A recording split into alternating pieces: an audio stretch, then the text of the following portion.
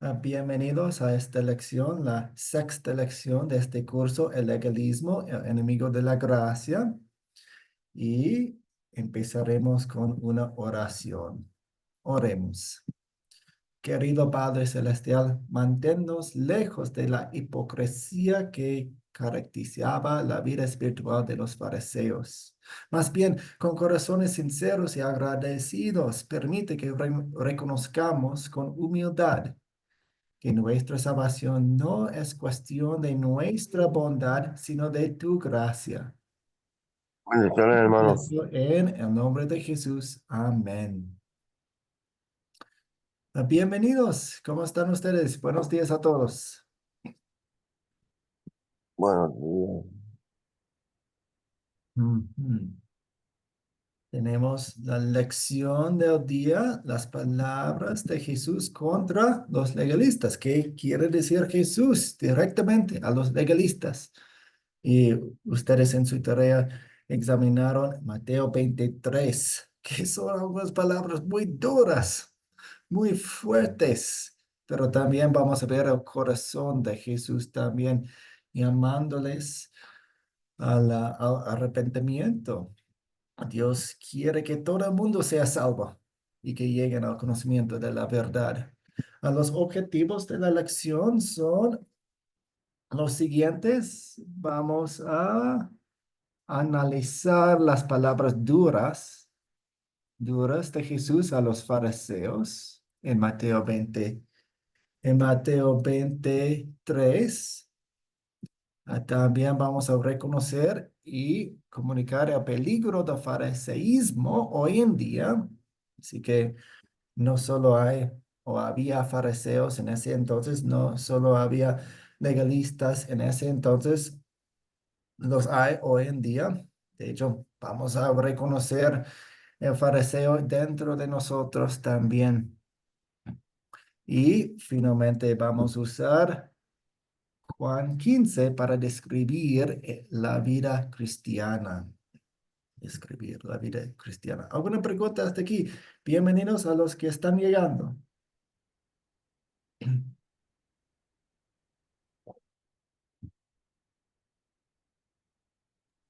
Buenos días, profesor. Bendiciones Hola, a todos. Buenos días, buenos días, Katy.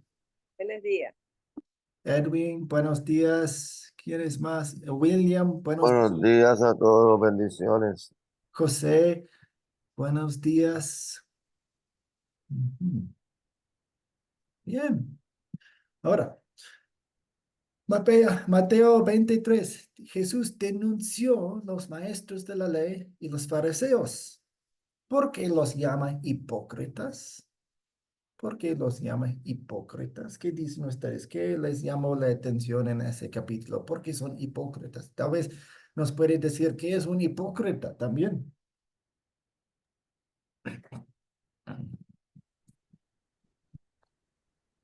Buenos días, profesor. Buenos días, Leonardo. Yo entiendo, yo entiendo que la hipocresía es una actitud negativa o es mostrar algo que aparentemente por fuera y por dentro no es. O sea, hacer algo que no, como le dijera, que es fingir algo, es fingir. Muy bien, gracias. Fingir, fingir es una buena palabra, un buen verbo para describir qué es un hipócrita. Por fuera se ve algo, pero por dentro no lo es. Es una actitud negativa. No, no queremos ser hipócritas. No tenemos, no, en el chat vemos. Buenos días. Buenos días, William. Edwin, adelante, Edwin. Y sucede que también pues los fariseos, ellos pues esperaban que la gente se comportara de una manera específica, mientras que ellos no lo hacían. Ok, bueno, excelente. Así que está conectando la hipocresía con Mateo 23. Así que decían algo, exigían algo, pero no lo hacían. Exijan sin hacer. Ujú. Bien, exigen sin hacer. Tenemos una definición buena aquí en el chat. Hipócrita es aquel que dice una cosa y hace otra, ¿sí? Dice Es- una cosa, hace otra. Bien, excelente. Leonardo, adelante. Casi igual que lo que está diciendo en el chat es lo que voy a decir. Predicamos una cosa y no hacemos lo que predicamos. Decimos que Dios es amor y tratamos a la gente con egoísmo. Esa es una gente hipócrita. Ujú. Gracias. Gracias, Leonardo. Ahora, piensen en Mateo 23. Piensen en los fariseos. ¿Cómo son hipócritas? ¿Por qué los llama Jesús hipócritas? Hemos tenido una respuesta. Exigen sin hacer las cosas. Ahora, ¿qué más han visto? Katy. Sí, profesor, más que todo porque ellos eran los custodios de la ley. Ellos eran los que profesaban una santidad relativa y todas sus obras se alejaban de la misericordia de Dios. O sea, todo era para ellos la ley y aun cuando ellos no hacían nada de eso. Y como dice también en la palabra, a la vez ellos eran piedra de tropiezo para los que realmente querían escuchar la palabra o querían conocerlo a Dios de verdad. Ujú. Así que Sí. tenían una posición muy importante, tenían una responsabilidad muy importante. En el capítulo dice que ustedes, pues ellos se sienten en el asiento de Moisés, o sea, son los sucesores de Moisés, son los líderes, son los que deberían cuidar de las personas espiritualmente, pero no lo hacían. Ujú. Se enfocaban demasiado en la ley. ¿Alguien más?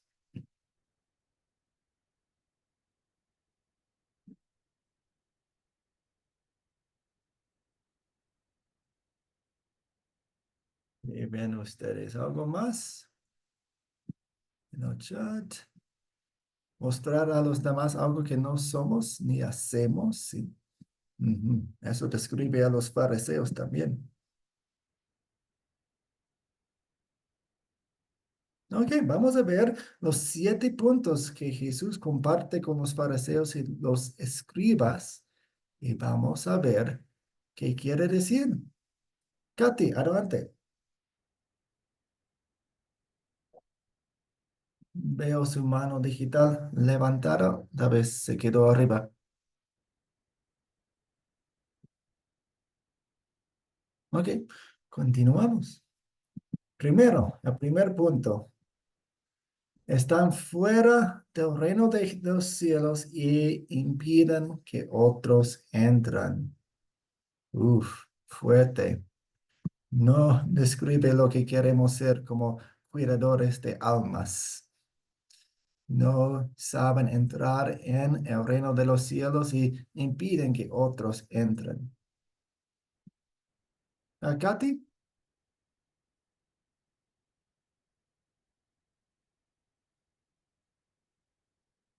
su micrófono, Katy.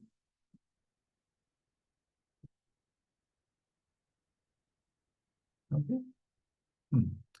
Número 2, obran para ganar prosélitos, o sea, nuevos creyentes, conversos, prosélitos, pero con un mensaje falso, no bíblico, enfocado en la ley, legalista.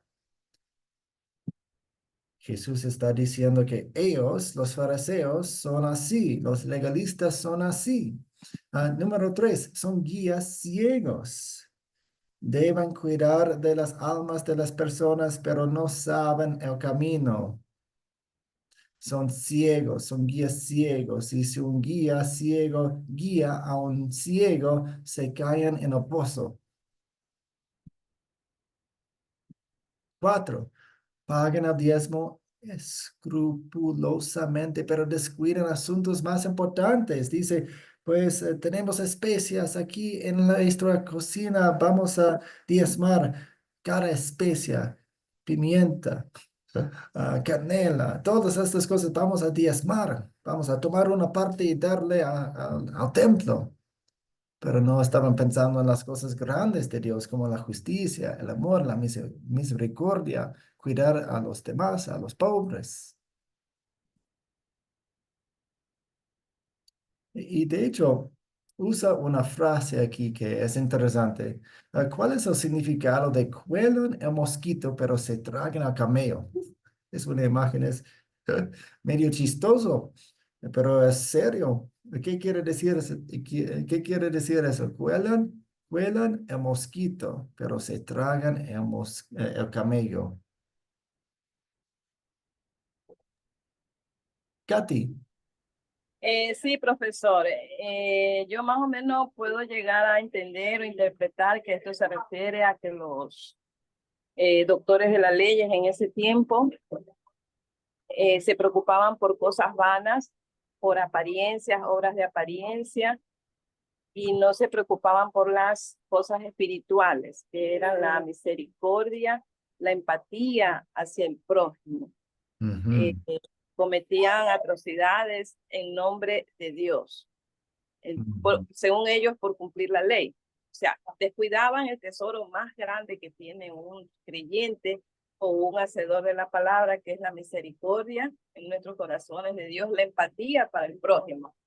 ujú. Y se fijaban en otras cosas, quién daba diezmo, quién daba ofrenda, quién venía vestido así, si una mujer cometía adulterio, si, bueno, en fin, muchas actividades que había en esa época. Entonces yo entiendo eso, pastor. Sí, gracias. Dice exactamente lo que 4 dice, descuiden asuntos más importantes. Están pensando en cosas pequeñas que Jesús, pues Jesús dijo, está bien pensar en cosas pequeñas, pero no queremos descuidar de las cosas grandes. Leonardo.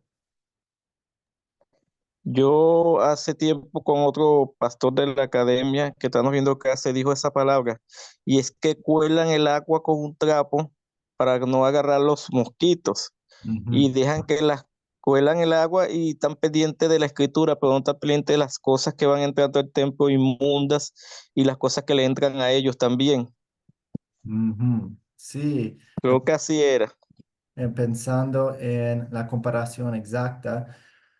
El mosquito fue algo que no querían comer porque según el Antiguo Testamento fue el animalito más pequeño, más pequeño inmundo.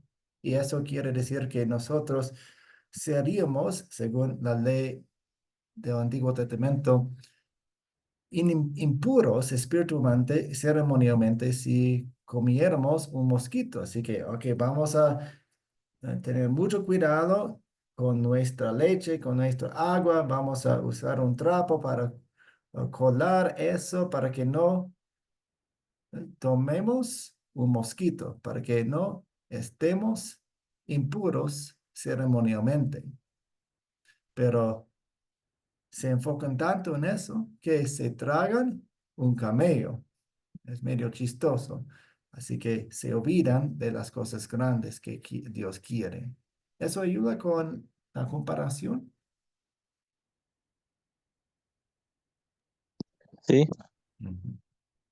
Ok, bien. 5 son limpios afuera, pero sucios adentro. Son como sepulcros blanqueados. ¿En qué sentido eran los fariseos sepulcros blanqueados? Ahí en la foto tenemos algunos sepulcros blanqueados. ¿Qué quiere decir eso?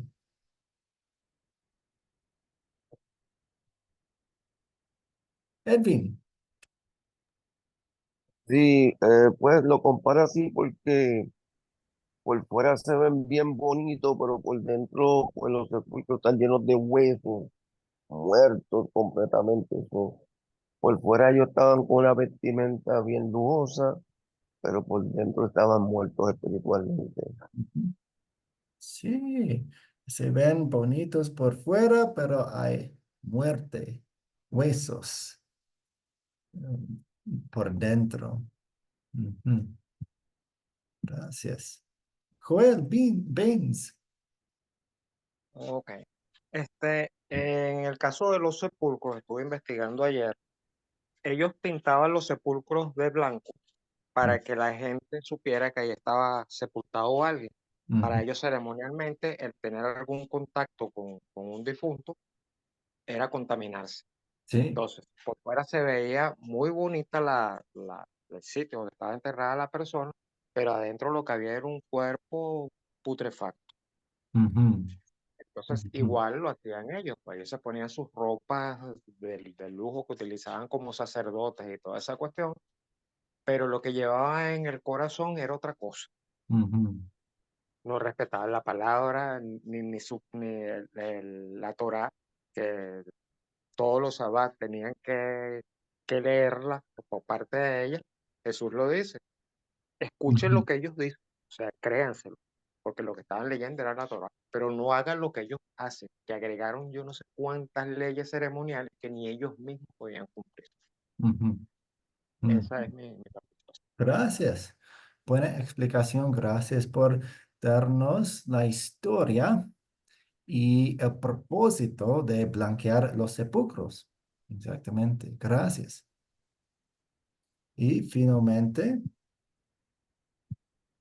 edifican los sepulcros de los profetas, pero comparten las actitudes de sus padres, quienes los mataron y traerán sobre ustedes el juicio de Dios.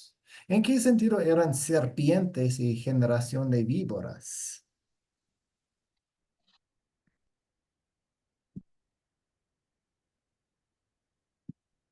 ¿Qué sentido?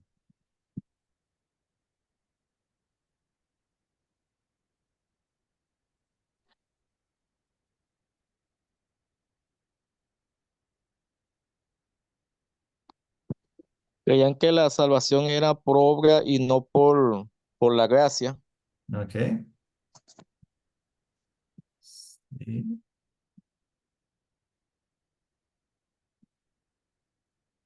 Y eso es falso. Gracias. Edwin.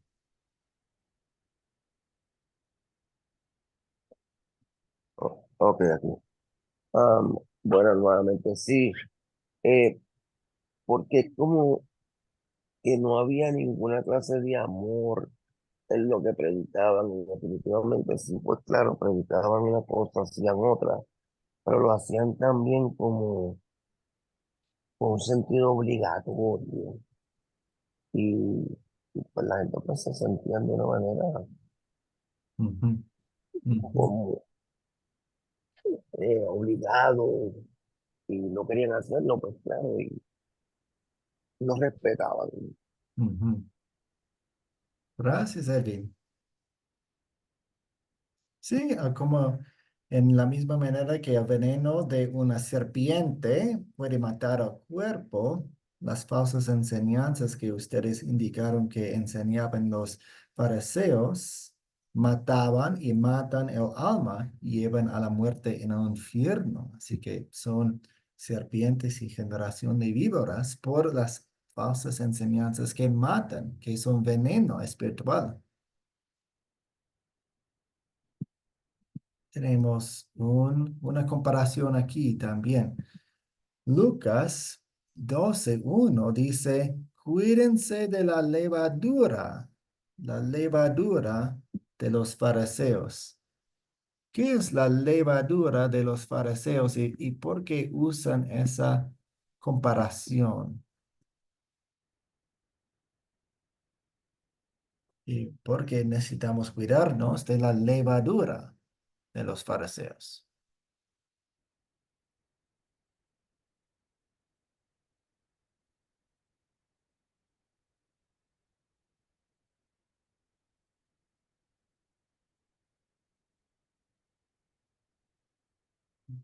Kleber dice, hipócritas que por mala prédica de la palabra no permiten que personas entraran al cielo y ellos por obra tampoco entrarían al cielo. ¿Ok? Hay una falsa enseñanza. Exacto. Joel. Ok. Este, ellos se basaban en falsas doctrinas, eran abusivos. Y así como ocurre con la levadura, que uno agarra 1 kilo de harina y le pone una cucharilla pequeña de levadura, la une y hace una masa. Al principio pareciera que no ocurre nada, pero al pasar de unos minutos, 1 hora, la masa comienza a crecer, Ujú, este, se eleva toda la masa. O sea, la levadura se apodera de toda la masa. Así igual ocurre con las falsas doctrinas. ujú, Enseñan a un grupo en una iglesia, le enseñan cosas que no son, como eso de estar amarrando, atando a Satanás, sanando a todo el mundo y diciendo profecías que nunca se cumplen. Pasaba igual en esa época. La gente terminaba creyendo que todo lo que ellos decían era verdad y lamentablemente estaban siendo leudados por esa levadura farisea. Esa es mi participación. Gracias. sí, gracias. Hemos identificado que la levadura de los fariseos es la falsa enseñanza que mata el alma y también aprendemos algo de la acción y el resultado de la falsa doctrina. Si ponemos un poco de levadura en la masa, pues esparce y toca cada parte, afecta cada parte de la masa en poco tiempo, afectando todo. Y eso es lo que la falsa doctrina hace también. Si tenemos una sola falsa doctrina, va a afectar eventualmente toda la masa, toda la iglesia, toda la enseñanza de esa iglesia. Así que cuídense de la levadura de los fariseos porque afecta todo. La hipocresía, la falsa doctrina se extiende, crece, afectando cada acción. ¿Alguna pregunta hasta aquí?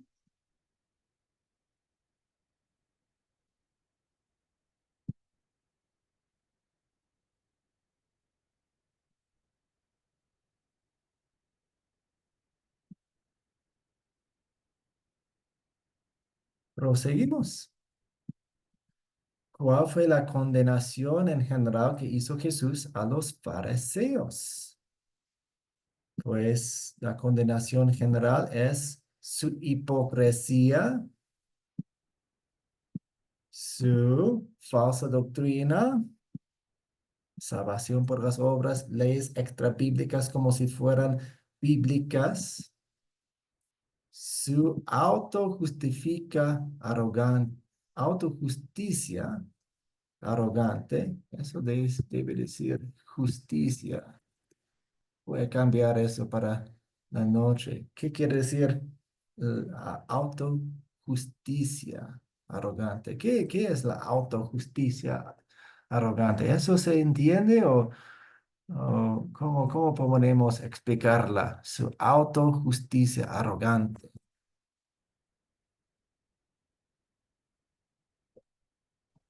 Ellos son lo máximo, ellos son los que saben, ellos son los que pueden corregir y ellos son los que se autocorrigen. Prácticamente quiere decir eso.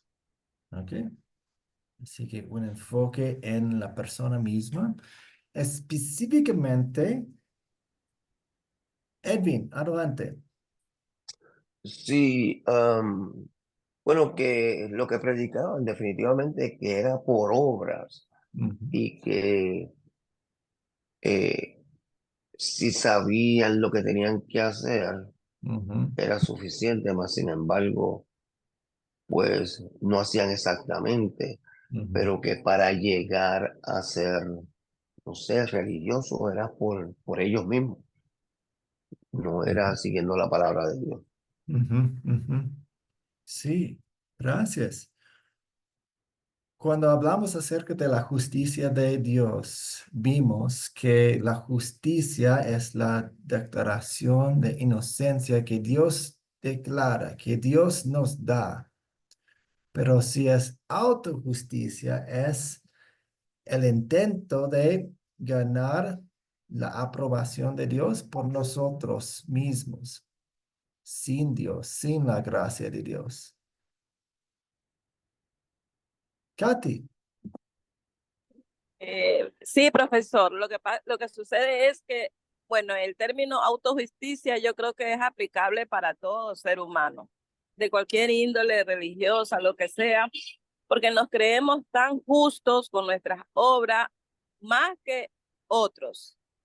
Entonces, esa autojusticia como que no nos permite ajustarnos a lo que es la misericordia y el amor de Dios. Entonces, autojusticia todos, creo que no solamente eran los escribas de esa época o los fariseos o los doctores de la ley. Yo creo que todos nos ajustamos ahí.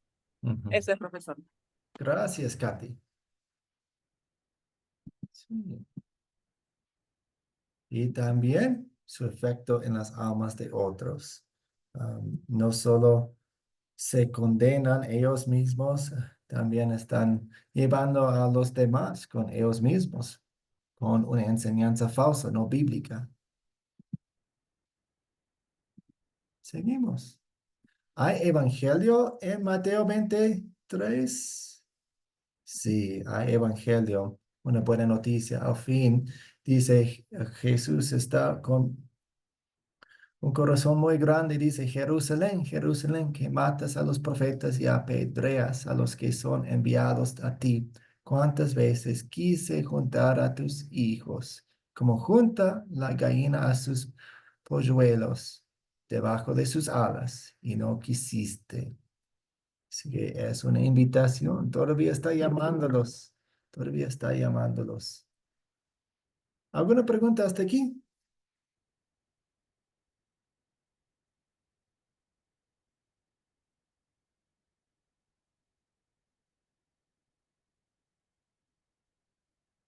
Vamos a seguir. Hemos analizado las palabras duras de Jesús. Hemos reconocido, y ahora vamos a reconocer y comunicar el peligro del fariseísmo hoy en día. ¿Por qué hablaba Jesús tan duro con los fariseos?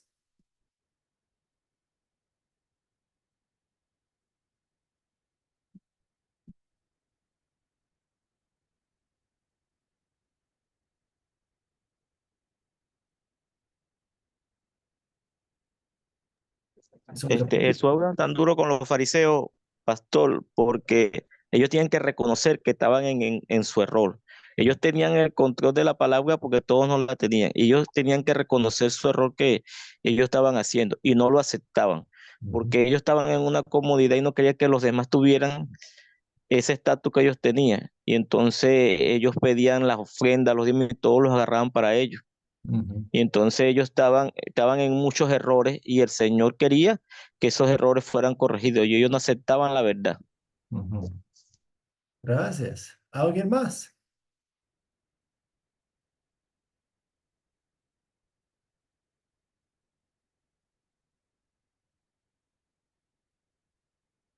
Sí, por amor, para abrir sus mentes a la verdad, necesitaban reconocer su error para ser salvos. Y a veces se puede compartir la verdad con calma, a veces para romper la terquedad y arrogancia hay que ser un poco más duro. Y Jesús estaba mostrando preocupación por sus almas, las almas del pueblo. Y nosotros, como hemos identificado en otras lecciones, el espíritu del fariseísmo no está muerto, está aquí, está en nuestra edad, está en nosotros. ¿Qué advertencia nos da a nosotros el caso de los fariseos?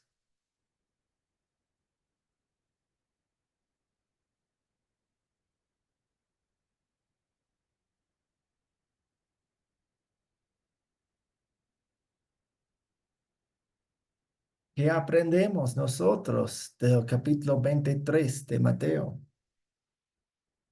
Pueden escribir en el chat también sus respuestas. Katy. Sí, profesor. Yo creo que debemos pedir que Dios obre en plenitud en nuestros corazones. Que pedir que nos guíe con su palabra, que renueve nuestros corazones, nuestra mente, para ser guiados por Él y por sus doctrinas del Evangelio. Y eso, porque la verdad que aquí en la tierra hay bastante contaminación al Evangelio, contaminación a su palabra. Y lo que nosotros heredamos, nuestra condición pecaminosa. Entonces yo creo que sería estar sujetos al Padre más que nunca ahora. Eso es, profesor. Gracias. Leonardo.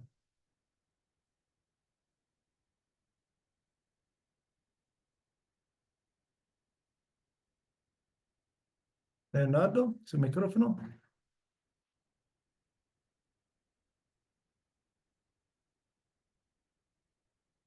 Bueno, vamos con Edwin.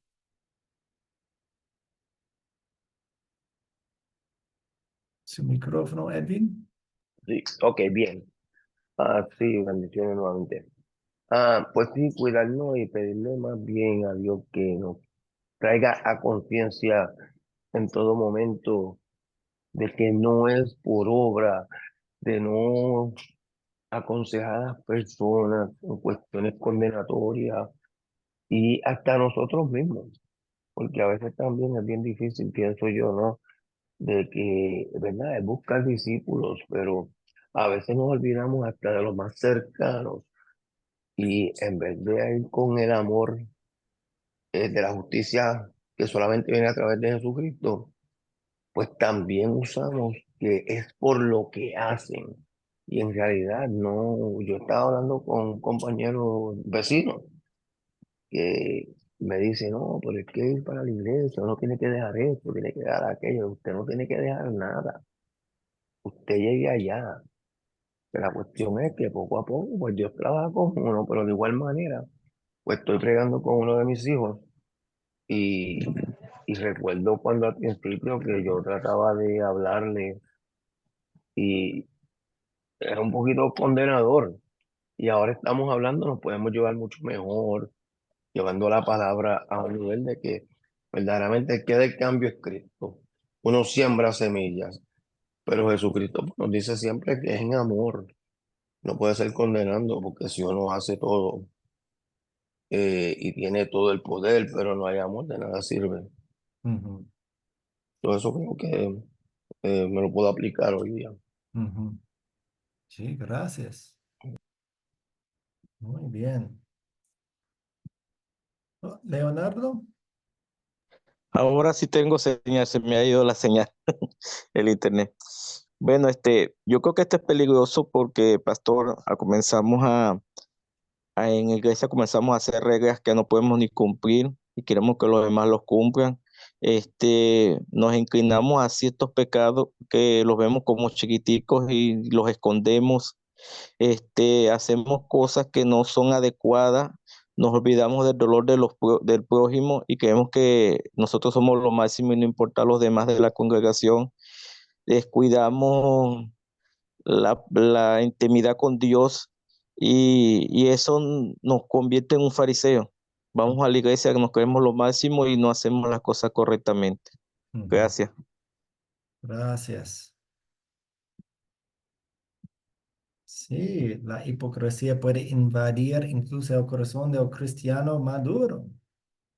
Nos cegamos a nuestros pecados, olvidamos la necesidad diaria de perdón, obedecemos para dar apariencias, no comparamos nuestra obediencia con los demás, pensamos por obras, merecemos bendiciones, creamos reglas que no existen en la palabra, son baches en nuestro camino, baches del legalismo y queremos tener cuidado con eso.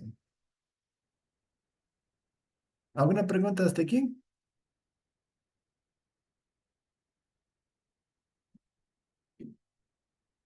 Ok, finalmente vamos a usar Juan 15 para describir la vida cristiana. ¿Cómo es nuestro motivo? ¿Cómo producimos buenas obras? correctamente, bíblicamente, motivado por las cosas correctas. ¿Qué dicen ustedes? ¿Cómo podemos nosotros vivir vidas agradables a Dios?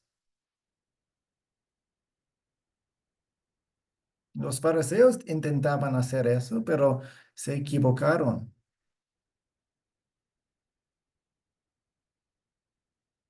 Enseñaban mal. ¿Cómo enseñamos las buenas obras? Nosotros. Por medio de la palabra, viviendo lo que la palabra dice, pastor. Todo Ok. está en lo que Jesucristo hizo y siguiendo las epístolas del apóstol Pablo, que están casi todas las reglas, cómo trataba a la iglesia. Ujú.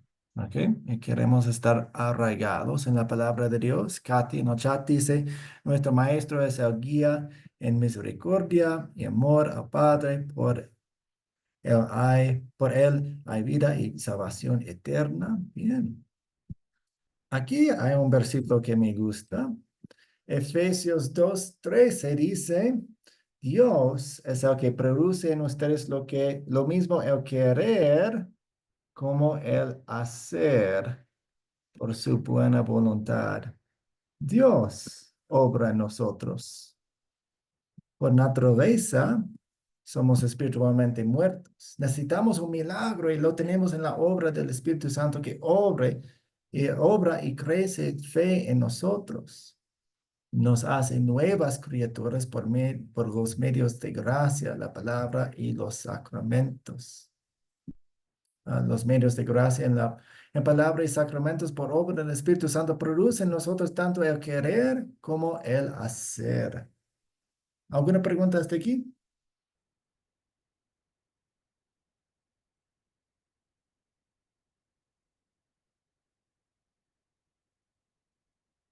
Una ilustración, una comparación que vemos en Juan 15 es las uvas, las ramas y la viña. Esto es como producimos buenas obras. Dice, yo soy la vid verdadera y mi padre es el labrador. Todo pámpano que en mí no lleva fruto lo quitará, y todo aquel que lleva fruto lo limpiará, para que lleve más fruto. Ustedes ya están limpios por la palabra que les he hablado. Permanezcan en mí y yo en ustedes. Así como el pámpano no puede llevar fruto por sí mismo si no permanece en la vid, así tampoco ustedes si no permanecen en mí. Permanezcan en mi amor. Ustedes no me eligieron a mí, más bien yo los elegí a ustedes y los he puesto para que vayan y lleven fruto. Así que si quieren hablar acerca de las buenas obras, pueden usar la comparación que hizo Jesús, la comparación de pámpanos y la vid, ramas y la viña. Jesús es la vid, nosotros somos los pámpanos. Queremos estar conectados, vinculados a Él. ¿Alguna pregunta hasta aquí?